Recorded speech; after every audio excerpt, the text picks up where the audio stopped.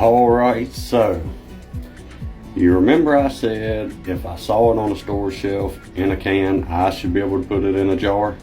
Well, you know what I'm trying?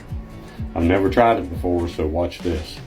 Alright, so let me start off by saying my kitchen, my rules, your kitchen, your rules. This is a Rebel canning method. I have never done this before, so you guys are going to learn with me as we do it, just to see if it works.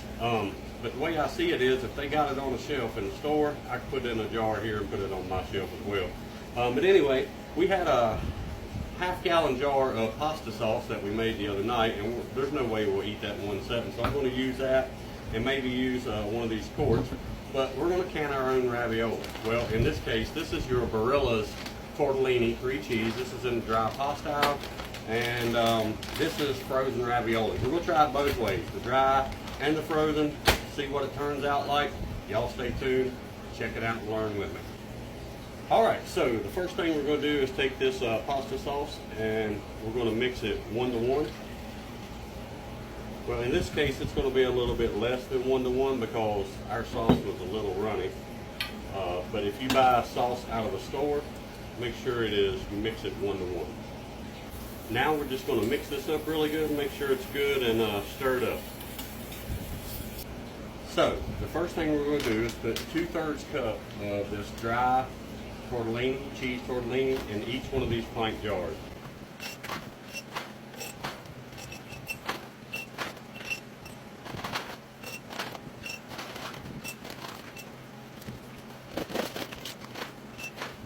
Okay, so we're going to stop there with 6 tortellinis. Now we're going to add some ravioli.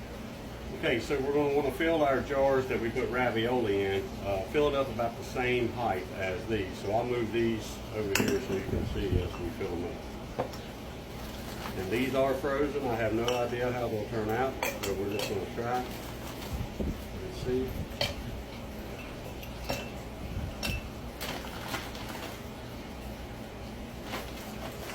So now that we have our ravioli in there as well, we ended up with 5 pints of ravioli. I still have a few pints and some tortellini left, so I'm going to go ahead and put 2/3 cup in each one of my empty jars.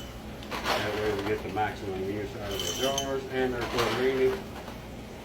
Remember, 2/3 cup of dry tortellini. These are cheese still.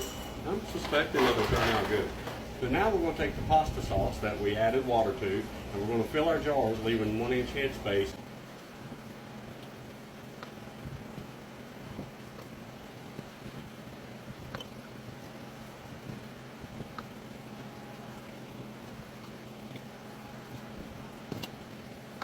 Alright, so we ended up with 13 pints. Now you're going to go around and make sure your edges are really clean. Put a sanitized lid on and a ring finger tight. Okay, so now we're going to pressure can these. My pressure canner calls for 4 quarts of water. I'm going to do a video on the differences between pressure canning and water bath canning, so stay tuned for that. So all I'm going to do now is just fill up my pressure canner. I can't remember how many this holds. I think 9 or 10. We'll see. You just make one layer around there. It's got a little thing it sets on there. Okay, so now we're just going to put the lid on here. It'll lock right in place. And you're going to put it on the stove and turn the heat to high. Alright, so now all we're going to do is pressure can these for 15 minutes and we'll remove it from the stove, let it depressurize, and then take them out of the canner and see what we got. Alright, so there you have it, canned cheese ravioli and cheese tortellini. Guys, I don't know how it's going to taste, but it darn sure looks good. I hope you enjoy. Give it a try. Let me know what you think. We'll do a taste test on these in a few days.